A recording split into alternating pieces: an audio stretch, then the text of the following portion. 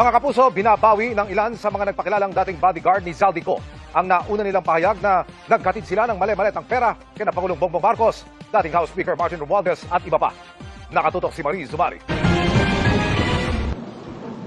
Noong February 2026, lumabas sa publiko ang 18 mga lalaking nagpakilalang dating security ni dating Congressman Zaldico, ang ilan sa kanila mga dating Marines. Sa kanilang affidavit, sinabi nilang naghatid umano sila ng mali-maletang pera kina dating Speaker Martin Romualdez, kay Ko, at maging kay Pangulong Bongbong Marcos.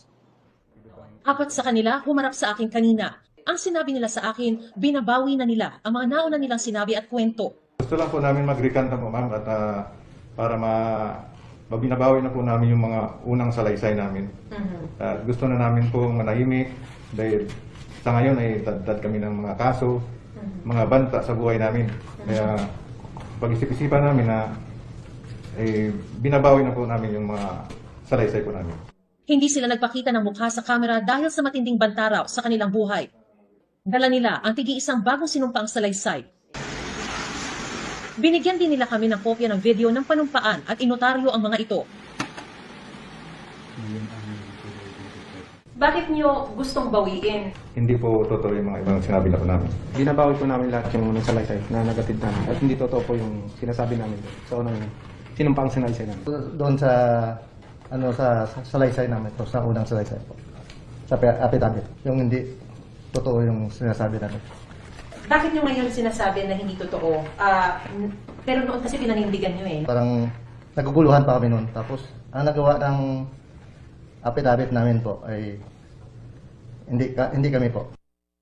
Sa kanilang bagong affidavit, sinabi nilang binabawi na nila ang nauna nilang mga aligasyon laban kina Marcos, Romualdez, Ko at iba pa. Pumirma lang sila sa joint affidavit dahil sa pangakong pera. Una kasi dyan, ma'am, may mga pangako po sa amin. Tulad ng pinansyal na sinasabi nila po na pwede na po kayong hindi magtrabaho ng 2 taon. Tapos meron pa kayong security sa pamilya niyo. Kapalit ng ano? Kapalit po sa ginawa na joint affidavit po. Tatlo sa humarap sa akin ngayon, pumirma ng affidavit sa Office of the Ombudsman na ginagamit ngayon sa investigasyon kay Romualdez at iba pa. Pero kwento nila, nang humarap raw sila sa Ombudsman, pinilit silang pumirma sa sinumpaang salaysay na gawa na rin daw. Tinakot daw silang sasampahan ng patong-patong na kaso. Ang affidavit daw nila ngayon, sila mismo ang nagsulat at walang namilit. 2 buwan na raw pinag-iisipan ng mga tinaguriang Maleta Boys na ito na bawiin ang una nilang mga salaysay hanggang sa maging buo na raw ang kanilang loob at i-execute ang mga bagong affidavit 2 linggo na nakalilipas. Anila, nag-iisip na rin daw ang iba pa nilang mga kasamahan na pumanig sa kanila. Patuloy na kumukuha ang GMA News na reaksyon mula sa Ombudsman at kay Attorney Baligod na unang nagpakilala sa grupo ng mga sundalo. Mariz Umali, Naktutok, 24 Oras.